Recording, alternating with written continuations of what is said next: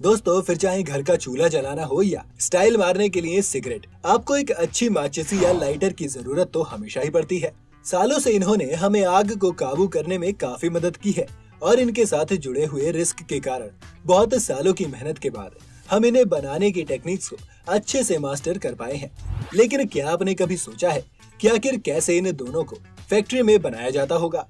आखिर क्या वो प्रोसेस है जिससे कि ये इतनी जल्दी से आग पकड़ लेते हैं? अगर नहीं तो घबराइए मत, क्योंकि आज की इस वीडियो में हम इन दोनों की ही फैक्ट्री प्रोडक्शन की पूरी प्रोसेस आपके सामने लेकर आए हैं। तो बस बने रहिएगा वीडियो के अंत तक हमारे साथ। अगर आप चैनल पर नए हैं और आपने अब तक चैनल को सब्सक्राइब नहीं किया है तो वीडियो शुरू होने से पहले चैनल को सब्सक्राइब करना और बेल आइकन दबाना बिल्कुल ना भूलें। माचिस बनाने के लिए सबसे पहले एक लाइनर बोर्ड पेपर रोल को एक बॉक्स मेकिंग मशीन तक भेजा जाता है। मशीन में एंटर करने से पहले एक आयरन इस पेपर को अच्छे से प्रेस कर देती है ताकि इसमें कोई भी मॉइस्चर ना बचा रह जाए। बॉक्स मेकिंग मशीन के अंदर हाई स्पीड डिकटिंग, फोल्डिंग और ग्लूइंग की ऑटोमेटेड प्रोसेस के बाद एक कन्वेयर बेल्ट पर एक माचिस का निचला हिस्सा बाहर निकल आता है। अब इन्हें स्टोरेज बिन्स की तरफ भेज दिया जाता है। यहाँ से आगे बढ़कर एक ऑटोमेटिक सॉर्टिंग मशीन इन्हें सिंगल रोज में सही पोजीशन पर लगा देती है और एक फीडिंग मशीन के अंदर भेज देती है। दूसरी तरफ एक और मशीन में माचिस का बाहरी हिस्सा बनाया जा रहा है, जिसमें पहले से ही प्री कट इंसर्ट्स को भेज दिया जाता है और फिर माचिस के स्किलेट्स यानी कि वो हिस्से जिस पर आप एक तिल्ली को घिसते हैं, उन्हें पेपर के साथ अटैच कर दिया जाता है। ये प्रोसेस बहुत ही तेज होती है और हर मिनट में ऐसे 500 से 1000 पीसेस को तैयार कर लिया जाता है। की तरफ एक इंडस्ट्रियल मिक्सर में एक वर्कर जिलेटिन की कैप्सूल्स को पोटेशियम क्लोरेट के ऊपर डाल देता है। ये जिलेटिन बाद में इसे तीलियों पर अच्छे से चिपकने में मदद करेगी। इस मिक्सचर को चालू करने से पहले इसमें गर्म पानी भी डाला जाता है ताकि जिलेटिन अच्छे से मिक्स हो सके। मिक्सर शुरू होने के बाद इसमें सिलिका के ग्रैन्युल्स को भी ऐड किया जाता है, जो एक कंबशन कंट्रोलिंग एजेंट की तरह काम करता है और इसमें बार बार पानी को बीच में ऐड किया जाता है। आखिर में करीब 40 मिनट के बाद ये मिक्स लगभग तैयार हो चुका है। अब बारी है इसमें रेड कलरिंग डालने की। कलर के साथ साथ बीच में इसमें कुछ ऐसे कंपाउंड्स भी डाले जाते हैं जो इसे अच्छी तरह जलने में मदद करते हैं। फैक्ट्री के दूसरी तरफ एस्पेन वुड के छोटे छोटे पीसेस से तीलिया या स्प्लिंटर्स तैयार कर लिए गए हैं, जिन्हें अमोनियम फोस्फेट से इम्प्रिजनेट किया गया है। इन स्प्लिंट्स को फिर एक मशीन में डाला जाता है जो सभी तरह की डैमेज्ड तीलियों को हटा देती हैं और बाकी की सभी तीलियां एक डिपिंग लाइन तक पहुंच जाती हैं। यहाँ पर एक स्टील मैच बार में इन तीलियों को डाल दिया जाता है। एक ऑटोमेटिक फीडर मशीन हर घंटे करीब 20 लाख तीलियों को सॉकेट्स में डिप कराता है। इन तीलियों पर सबसे पहले पैराफिन कोटिंग लगाई जाती है और इसके बाद जो मिक्सचर हमने पहले प्रिपेयर किया था उसमें इन तीलियों को 5 सेकंड तक के लिए डुबाया जाता है और इनके ऊपरी भाग पर ये मिक्सचर अच्छे से चिपक जाता है। डिपिंग के बाद ये स्प्लिंट्स मैच बार चेन पर सूखने के लिए आगे बढ़ते रहते हैं और करीब 1 घंटे बाद ये अच्छी तरह से सूख जाते हैं और इन्हें पैकेजिंग के लिए आगे भेज दिया जाता है।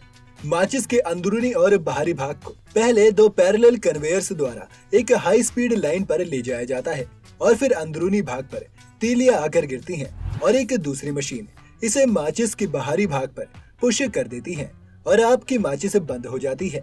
ये माचिस फिर कन्वेयर बेल्ट से होती हुई ऑटोमेटिक स्कैनर से गुजरती है, जहां इनका वेट चेक किया जाता है। अगर किसी माचिस का वेट कम हो तो उसे लाइन से बाहर कर दिया जाता है और बाकी की सभी माचिस को आगे पैकेजिंग के लिए भेज दिया जाता है। क्या आपको पता है कि आज की मॉडर्न सेफ्टी माचिस से पहले इंसानों ने लाइटर्स का आविष्कार कर लिया था? सेफ्टी माचिस 19वीं शताब्दी के बीच में आई थी, जबकि लाइटर्स 19वीं शताब्दी के शुरुआत से ही मौजूद थे। आइए देखते हैं ये लाइटर्स फैक्ट्री में कैसे बनाए जा रहे हैं। लाइटर बनाने के लिए पीतल के एक रोल को एक प्रेस में डाला जाता है जो उसे शेप में ले आती है और इसका निचला भाग बन जाता है।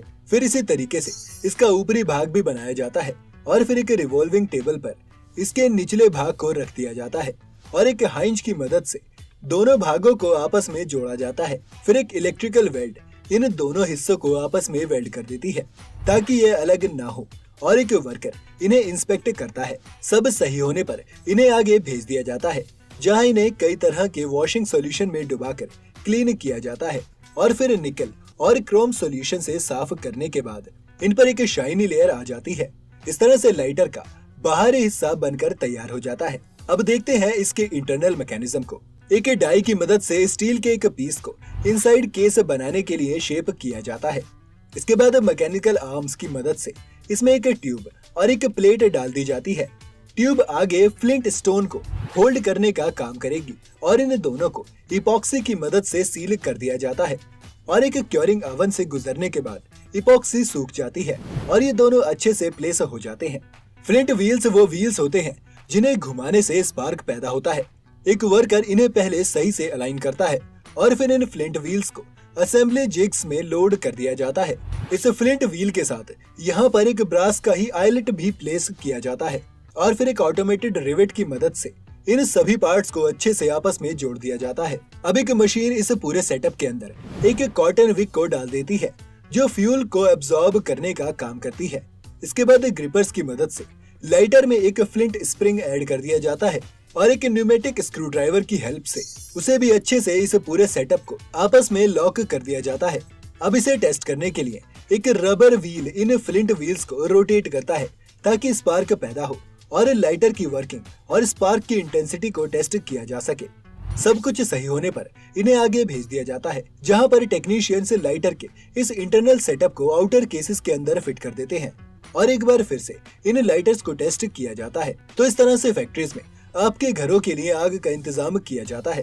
क्या आपने कभी सोचा था कि इन सिंपल से दिखने वाले प्रोडक्ट्स के पीछे इतनी सारी हैवी मशीन्स और प्रोसेसेस शामिल होंगी? आप अगली वीडियो किस टॉपिक पर चाहते हैं चाहे तो हमें कमेंट बॉक्स में लिख कर बता सकते हैं। अगर आपको आज का ये वीडियो पसंद आया हो तो वीडियो को लाइक करना और शेयर करना ना भूलें। अगर आप चैनल पर नए हैं तो जाते जाते चैनल को सब्सक्राइब